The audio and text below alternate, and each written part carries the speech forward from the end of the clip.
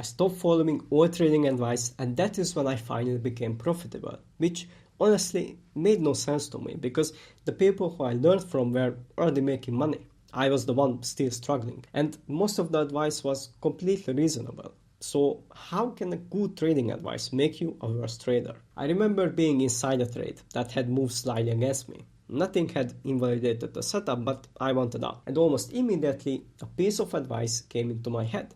Protect your capital. Do not let a small loss become a large one. So I closed the trade early. And in that moment, it felt like the responsible decision. At least that is how I explained it to myself. Then price turned around and went directly to the target. A few trades later, I was in a similar situation. This time, I remembered what had happened before. So when I wanted to close, another piece of advice appeared. Give the trade room to work. Trust your analysis.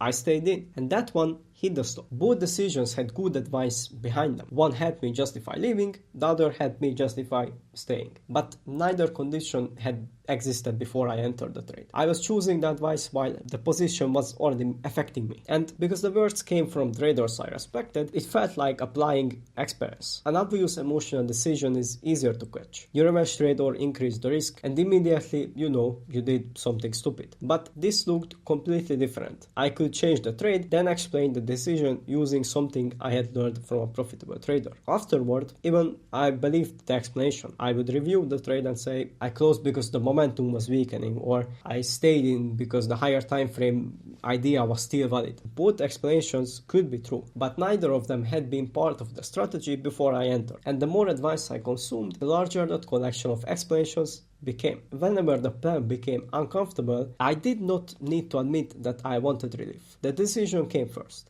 The advice arrived afterward and made it sound correct. And the damage did not stop when the trade closed. Because after a loss, I wanted an explanation. I did not want to accept that the setup could be valid and still lose. So I would go back through the chart and look for the detail that should have kept me out. Maybe the entry needed more confirmation. Then I would find a trader explaining that exact idea. The video made sense and the examples looked obvious. And suddenly the loss felt useful. I had found the missing rule. So I added it to the strategy. For the next few trades, I waited for extra confirmation. Then one of the cleanest winners moved without me. And now the advice that had protected me from the previous loss started looking like the reason I had missed the winner. So I went searching again. This time I found someone saying that traders wait too much for confirmation. It sounded completely right. So the condition came back out. Every recent result pushed me toward a different answer. A loss made the strategy tighter, a missed winner made it looser, and there was always somebody profitable explaining why the latest change was correct. That was why it never felt like a random strategy switching. It looked like I was improving the system, but every piece of advice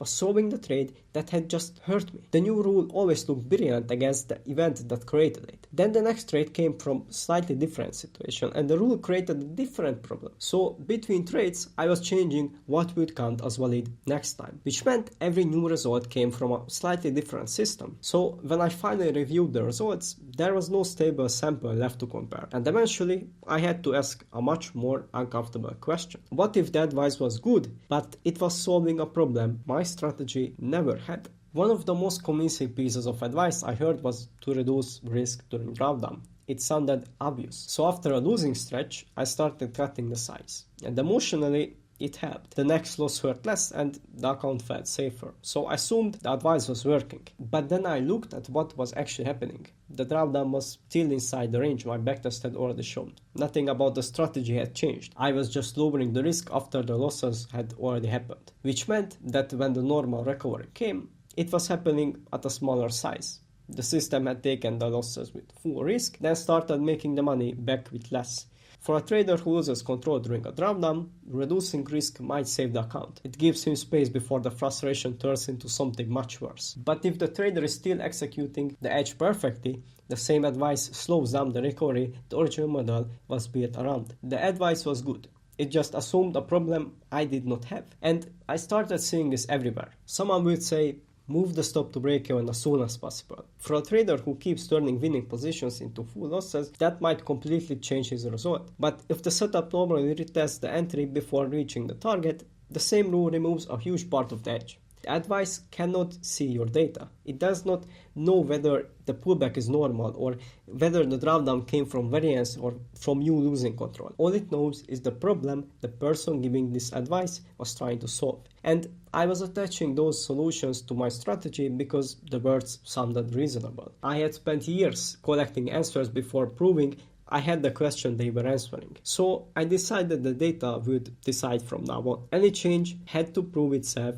in my own trades before it went anywhere near the live account. And that is where I found the next problem. I remember testing one small change after a losing stretch. The last few losses all seemed to have the same problem. So I added one extra condition that would have filtered them out. Then I went back through around 50 trades. The results looked better. Fewer losses and cleaner equity curve. And that was usually enough for me to believe I had improved the strategy. But when I kept going through more trades, the picture started changing. The condition that looked brilliant on the first 50 trades was also removing winners I had not been thinking about. By the time I had a few hundred trades, most of the improvement had disappeared. Sometimes the strategy was actually worse. 50 trades can make almost anything look important. Even 100 can be misleading when the adjustment is small. A few winners or losses landing differently can completely change how the rule appears. That is how I had been overfitting the strategy without realizing it. I was building rules around the losses I had already seen, then using a small sample to prove those rules were necessary. New advice could no longer go directly into the strategy I was trading. The live rules stayed exactly the same until the current sample was finished. I did not sit down after a loss and immediately start asking how I could have avoided it. For most meaningful adjustments, I wanted to see around 300 to 500 trades before I trusted what I was looking at. I did not only check whether the change removed the losses that had annoyed me. I looked at what it did to the entire sample, because a rule can improve win rate and destroy your risk reward or your trade frequency. It can make the drawdown look smoother while cutting out the trades that produced most of the profit. So the change had to survive enough trades that one small cluster could no longer make it look better than it was. And only one thing changed at a time, because if I adjusted the entry and the stop together, even a better result told me almost nothing. I would not know which change had, or whether one was hiding the damage caused by the other. The rules around testing became more important than the test itself. That made the process much slower than watching a video and changing something immediately. But for the first time, a losing trade could not rewrite the strategy that same evening. The loss stayed inside the sample. Sometimes the setup was valid and the trade simply lost. But when every loss becomes feedback, the strategy slowly gets built around avoiding normal variance. It becomes extremely good at explaining the trades you have already seen and completely unprepared for the next ones. That created another question. If every new idea had to wait behind hundreds of trades, was I protecting the strategy or just becoming too stubborn to learn anything new? And that question bothered me for a while, because I did not want to become the trader who protects a bad strategy just because it is his. So I needed somewhere for new advice to go without letting it reach the next live trade. When I heard a useful idea, I started writing it down as a question. Someone might say, reduce risk during drawdown. Before, I would have lowered the risk on the next trade. What happens to the drawdown and recovery if risk is reduced after a specific number of losses? That small change mattered a lot. Advice usually arrives as a conclusion. The question forced it to prove itself inside my strategy. And until I tested it, the live rules stayed the same. That was uncomfortable at first, because when a convincing idea enters your head, doing nothing with it feels irresponsible, especially after a loss, or when you want to pass a funded account. You think, what if this is the thing I have been missing? What if the next trade loses because I refuse to listen? But a genuinely useful change will still be useful after the current sample was finished.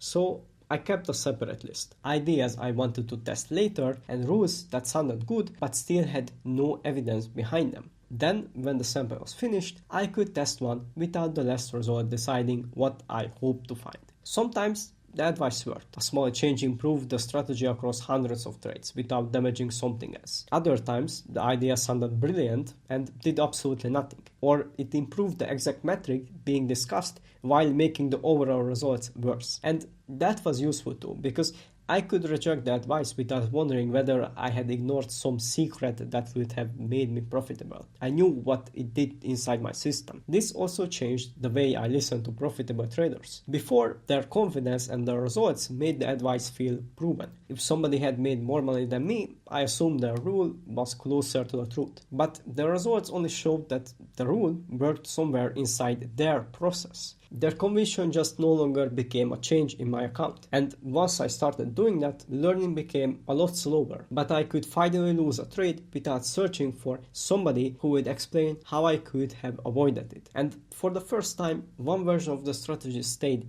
alive long enough to show me what it could actually produce. This is what changed when I stopped following trading advice. I still heard it and tested the ideas that made sense, but nothing reached the account until my own data had already agreed with it. And once one version of the strategy stayed unchanged long enough, I finally became profitable with something I actually understood.